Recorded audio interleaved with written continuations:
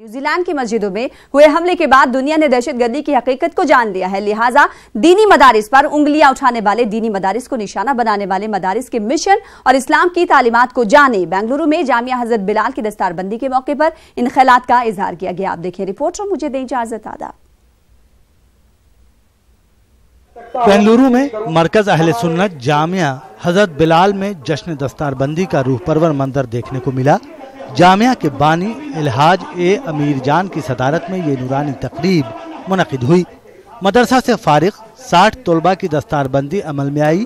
اس موقع پر اتر پردیش کے رامپور کے شہر قاضی مولانا مفتی سید شاہد علی میاں نے کہا کہ نیوزی لینڈ کی مسجدوں میں ہوئے حملے کے بعد دہشت گردی کی حقیقت دنیا کے سامنے آ گئی ہے۔ مولانا نے کہا کہ امن، اتحاد، بھائی چارگی مدرسوں کا مشن ہے، لیکن افسوس کہ مسلمانوں نے مدرسوں کی اہمیت، ضرورت اور مدرسوں کے صحیح تعارف سے دیگر مذاہب کے لوگوں کو واقف نہیں کروایا۔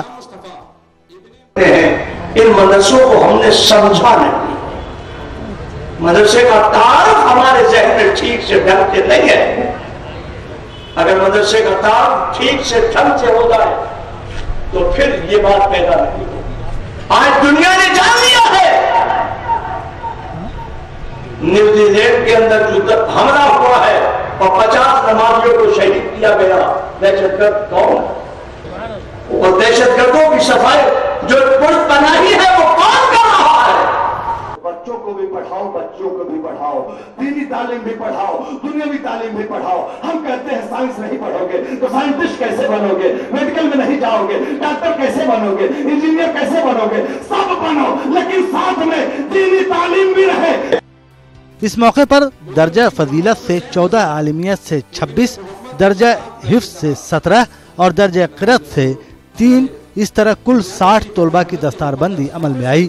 مدرسہ کے محتمم نے یہ پیغام دیا کہ جامعہ حضرت بلال خاموش طریقے سے دینی تعلیم کے فروغ اور سنت کی حفاظت کے مشن میں مصروف ہے۔ یہ چھپ کر کام کرتا ہے، اللہ اور اس کے رسول کی رضا کے لیے کام کرتا ہے۔ چند لوگوں کو بٹھا کر، میڈیا بلا کر اخبارات میں دے دینے سے سنیت کی حفاظت نہیں ہوتی ہے، سنیت کا کام نہیں ہوتا ہے۔ ہزاروں بچوں کو کھلا کر 10 سال پڑھانے کے بعد قوم کے حوالے کر دینا، اس کو کام کیا جاتا ہے، اس کو کام کہا جاتا ہے۔ یہ کوئی معمولی ادارہ نہیں ہے۔ 10-20 بچے مدرسوں میں، جس مدرسے میں پڑھتے ہیں نا، اس کے محتمم سے پوچھو، در در کی ٹھوکریں کھا کر ان بچوں کی پڑھایا کرتے ہیں۔ اور یہ جامعہ بلال ہے جس میں 300 طلبہ پڑھتے ہیں، یہ معمولی ادارہ نہیں ہے۔